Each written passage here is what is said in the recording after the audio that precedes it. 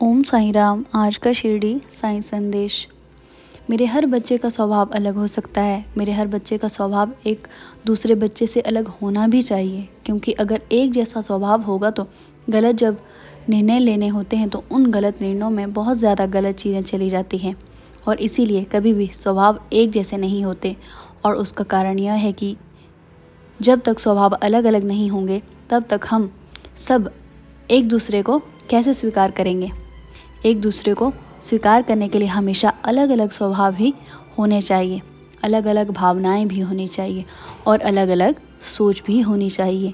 इसीलिए मैं तुमसे कहता हूँ कि जब भी तुम्हें कोई ऐसा इंसान मिलता है, जब भी तुम्हें कभी मेरे ऐसे बच्चे से मिलते हो जो अलग सोच रखते हैं, जो अलग स्वभाव रखते हैं, लेकिन उनका स्वभाव बहुत अच्छा है, तो उनके साथ दोस्ती का हाथ बढ़ाओ, उनसे मिलो, उनके साथ बैठो, उनके साथ बातें करो, बशर्त कि उनका स्वभाव किसी की चुगली करना या किसी के पीठ पीछे बात करने का नहीं होना चाहिए।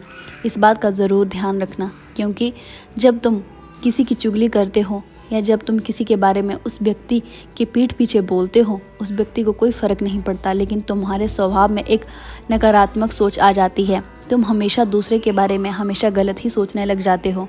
इसीलिए जब भी कभी कुछ सोचो तो अच्छा सोचो। कभी किसी से मिलते हो तो उसकी गलतियाँ मत गिनवाओ, उसके अच्छे स्वभाव को अपने अंदर उतारने की कोशिश करो।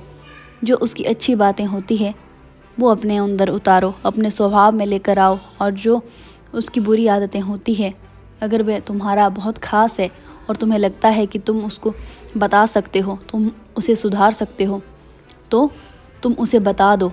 लेकिन अगर तुम्हें लगता है कि वह व्यक्ति सुनने के स्वभाव में नहीं है, सुनना नहीं चाहता, उसका स्वभाव नहीं है अपनी कमियां सुनने का, तो बताने की आवश्यकता नहीं है। फिर उसको उसके हाल पर छोड़ दो। लेकिन तुम अपने दिमाग में उसकी बुराइयां मत लेकर चलो, क्योंकि इससे तुम्हारे उस पर फ़र्क पड़ेगा, तुम पर फ़र्क पड़ेगा, तुम नकारात्मक होते चले जाओगे। और मैं नहीं चाहता कि मेरा बच्चा कभी भी नकारात्मक सोच के साथ आगे बढ़े। मैं चाहता हूँ कि तुम्हारी सोच सकारात्मक होनी चाहिए, तुम्हारी सोच आगे बढ़ने वाली होनी चाहिए, तुम्हारी सोच सबको स्वीकार करने वाली होनी चाहिए। क्योंकि मुझे पता है कि तुम में बहुत खूबियाँ हैं, तो अपनी खूबियों को हमेशा बनाकर रखना चाहिए। खुश रहो, हमेशा खुश रहो, और मेरा ढेर सारा आशीर्वाद और प्यार तुम्हारे साथ हमेशा रहेगा। तुम्हारा कल्याण हो मेरे बच्चे।